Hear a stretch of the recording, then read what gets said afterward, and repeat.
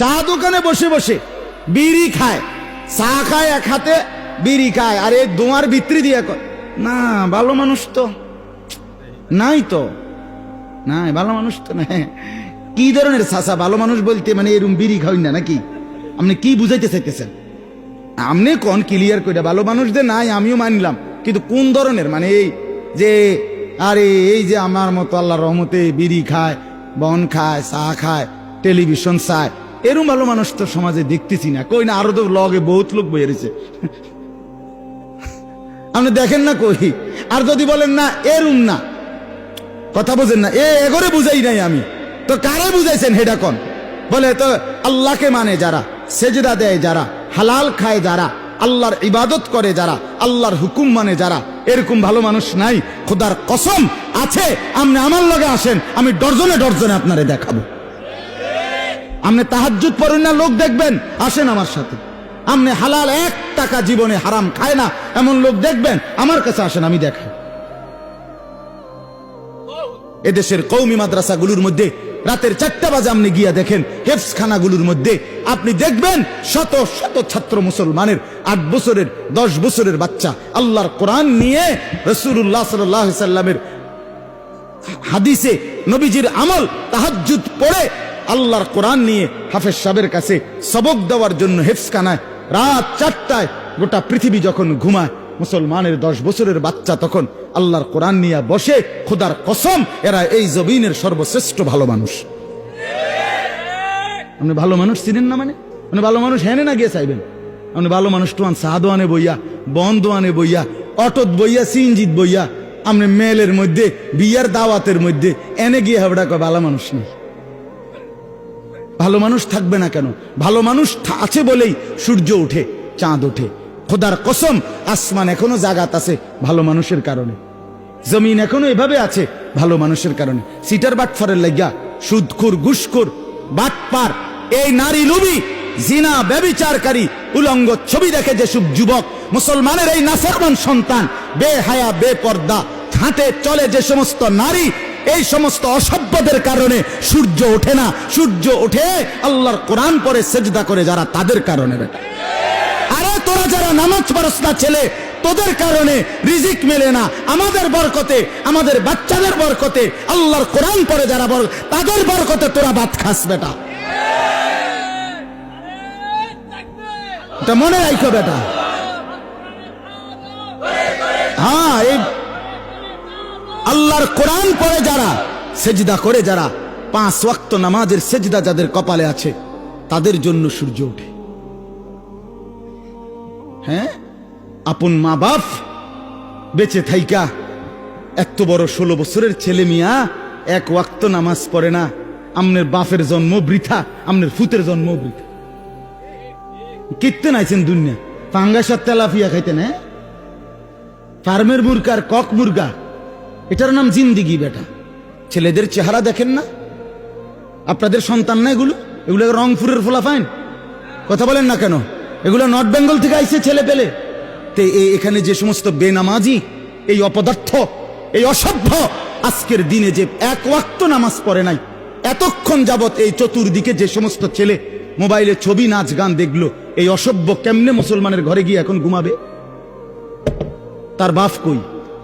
তার মা কোথায়? কথা বলেন না কেন? তার বাপ কোথায়? আমনে বাপ মরে গেছেন, আমনে মা মরে গেছেন, আমনে আইছেন হুদা দুনিয়াত ভাত খাইতেন আর ভাত খাবাইতেন।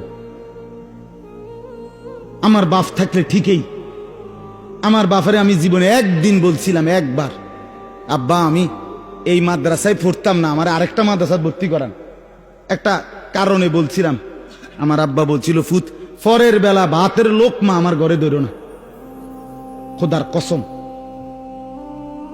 1 লোকমা ভাত খাইবা না। হ্যাঁ, বলছে আমি যে মাদ্রাসায় পড়তে দিছি এখানে পড়বা, নাহলে যাও বাইরো, তোমার ভাত তুমি খাও। এমন বাবার সন্তান, বাবার কঠোর শাসন ছাড়া সন্তান মানুষ হবে কিভাবে? কথা কর না কেন? ছেড়ে দিছে ফুলাইনেরে।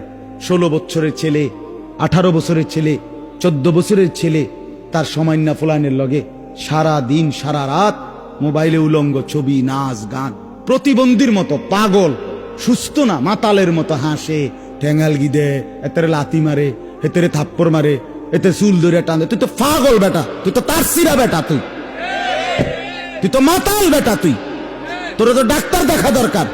পাবনা আমার পরিচিত লোক আছে, আমার তে নাম্বার নেও বেটা। আমি কিছুদিন আগেও মাহফিল করে আইছি পাবনা, আগস্ট মাসে। আমার পরিচিত বহুত লোক আছে হেনে, তোমার হেনে মেন্টাল হসপিটালে ভর্তি করেন। ছি ছি ছি ছি, আপনি বলেন এটা সুস্থ? আপনি বলেন না এটা স্বাভাবিক ছেলে যে নিজে নিজে হাসে, নিজে নিজে দাঁড়াইয়া পেশাব করে, আটতে আটতে পেশাব করে, মানুষের যে কোনো মহিলা দেখলে তারে টিটকারি করে, তার পিছনে পিছনে হাঁটে, সমবয়সী পোলাপানের একজনের লাথি দেয়, একজনের আমনের থাপ্পড় দেয়, একজনের চুল ধরে টানে, একটু পর পর নিজের চুল নিজেই রাখছে সামনে বড় কইরা, অপদার্থ, আবার নিজেই এটা রেখে টানে। আর এরকম ছাগল আমার মানে মাথাতে ধরে না। এটা কি পাগল? কিরে তুই নিজেই তো এটা বড় করে রাখলি, তো তুই এখন এটা পিছন দিকে এরকম করস কা? কথা বোঝেন না? এটা তো তুই রাখছো তো এইভাবে, তো তুই এভাবে রাখলি কেন? যেটা তোর এদিকে আসলে অসুবিধা মনে হয়, তো তুই এটা এভাবে রাখলি কা? আর এভাবে থাকলে এটারে আবার পিছের দিকে ফেলস কা? বলেন, আপনি সুস্থ মনে হয় এটা? আপনি কন না এই সুস্থ ছেলে? এ তো পাগল, এ তো অসুস্থ, তো মাতাল। মাতাল, চতুর্দিকে চুল, একটা পুরাটা চুল কাটা, মাঝখান দিয়া পাখির বাসার মতো চুল। ছি ছি ছি ছি ছি। একার ন্যূনতম রুচি যদি কারো থাকে, একার সামান্য যে মানে শেষ তারটা রয়েছে অন্য মাথা, বাকিটি ছিঁড়ে গেলে গেছে আর, কিন্তু এটার রয়েছে অনেক একটা তার, এরকম করতে পারে না। নিজের চেহারা সুরতের মধ্যে না নিজের ধর্মের কোনো পরিচয় আছে, না নিজের বাপ দাদা বংশের কোনো পরিচয় আছে। কথা বলেন না কেন? এটা কেমন মুসলমান? তার নিজের বংশের পরিচয়ও নাই। তোমরা বলো বাবা, তোমাদের যাদের চুল এরকম এরকম বাড়া, এদিকে এদিকে এদিকে, তো বলো এটা তোমাদের বংশে এরকম চুল ছিল আগে? তো তুমি তো তোমার বংশের পরিচয় রাখলে না। এটা তোমার ধর্ম ইসলামের মধ্যে এই চুল রাখতে বলছে, তো তুমি তো তোমার ধর্মের পরিচয় রাখলা না। তোমার বাপ দাদা, তোমার বড় আব্বা, তাদের কারো চুল এমন ছিল, তো তুমি কার মতো রাখ? বলো ভাই, কার মতো? ওই হাসো হাসো বাবা, হাসো। এই জন্যই তো বলছি অস্বাভাবিক। আমি যে বলি প্রতিবন্ধী, এটার কারণে এটা। মানে মনে রাখবেন, যেই ছেলে গুনার কথা বলার পরেও তার মুখে হাসি আসে, মনে করবেন এ স্বাভাবিক না। না না, বাস্তব, এ সুস্থ না। গুনাহ করতে করতে তার দিল, কলিজা একদম বন্ধ হইয়া, অন্ধকার হইয়া, দিল আটকাইয়া, এটার উপরে একেবারে টাইলস লাগাই লাইছে সোজা, এটার এক ফোঁটা জায়গা।